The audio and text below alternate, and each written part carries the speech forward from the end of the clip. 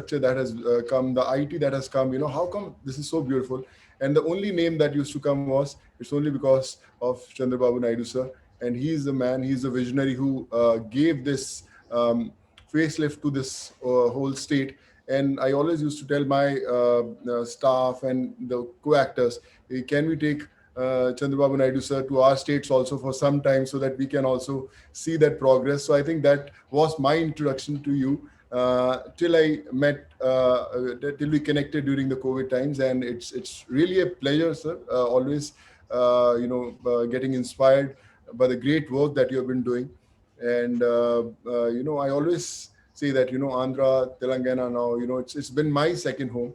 My wife is from Andhra. She's a Telugu. I don't know how many people know that, from the Godavari district. So there's a certain connection that was always there before even I started my movie career, and all the love that has been given, it's that brings me back again to my, I would say, my people. And with COVID, I think the bond has grown stronger. We have connected with so many people, so many heroes, and a small example I would like to give is that when I was sending people back home, I connected to almost 1 million people who approached me during the migrant movement. And when once the first wave subsided, and these people had their education problems, their healthcare problems, and their employment. So I started this platform called Pravasi Rozgar, which was later, called Good Worker with Temasek. We've given employment to almost close to 2 lakh people, done almost 2,400 surgeries, many in Andhra and Telangana, most of them. And, obviously education also. And I realized that people thought that second wave has subsided and everything is coming to normal. Actually, second wave started even before the second wave actually began. The second wave for me was the problems that people had because of the first wave.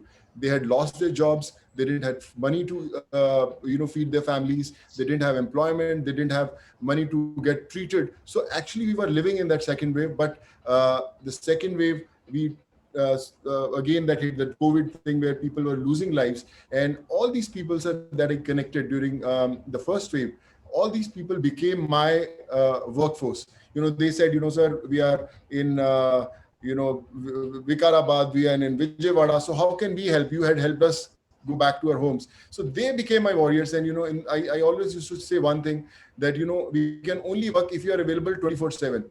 It's not that, okay, I'm busy, I can give 4 hours. I said, in the middle of night, someone has a medical emergency, I'm going to call you in the middle of night that you have to help. There's a very one example that I would like to give. Varun is there also today in our forum. And, in the night at 2:30, once I got a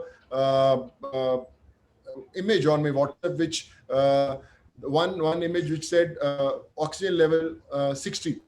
And there's no message from where that random WhatsApp became, just a picture of that oximeter reading 60. So I called that guy and he said, where are you? He said, sir, I'm in Kokatpalli in Hyderabad, and this is my father's oxygen level, and I don't know whether he's going to survive or not. So I called Varun around 1:32, and whole night we were coordinating. We took him to the hospital. We gave him some emergency, oxygen levels. We improved, and then he was shifted to that hospital. And 4 days ago, he was discharged. And I said, can you send me the picture of your father? And the father was hale and hearty. And I thought that, if I would have thought that, should I call someone at 2 o'clock in the night or 3 o'clock, disturb a doctor or someone, so that gentleman wouldn't have survived. So my request to all of you is, when you need to call someone or you need to save a life, just call them. Don't think also. I have disturbed Chandrababu Naidu sir also once, in the middle of night. I messaged him, sir, please help. And someone from your team shifted a patient in the first wave from one hospital to other, and we got to save them. So the biggest lesson that I learned during these 15 months is that don't think so that we are not capable to do something. Sometimes a lot of people say, where to start, I don't know. How to help, I don't know. I'm financially not capable to help anyone. So how can I help? I'll become one big businessman, or I'll earn a lot of money, then I'll start my help. So my suggestion to all of those people is, don't underestimate your power. You don't need money to help. You just need that one phone call to call someone for help. If someone is having a problem, you can call any one of us. That's why there's a problem. And if you are able to save that individual, I think you have done your job as a warrior. So I feel COVID is the biggest professor that the world saw. It taught us empathy. It taught us what humanity is. It taught us how a normal person can save a life. So take it as a lesson of a life, that it's not about whether you are capable of doing it or not. You have to believe you are capable of doing it. I as an individual, I always used to act. I never knew that I can get 12,500 students from places like Kyrgyzstan, Kazakhstan, Uzbekistan, Russia, Philippines, Georgia. But I got them because I believed that I can get them. I was sending medicines, I was sending injections to people, I was trying to get them ICU beds, oxygen.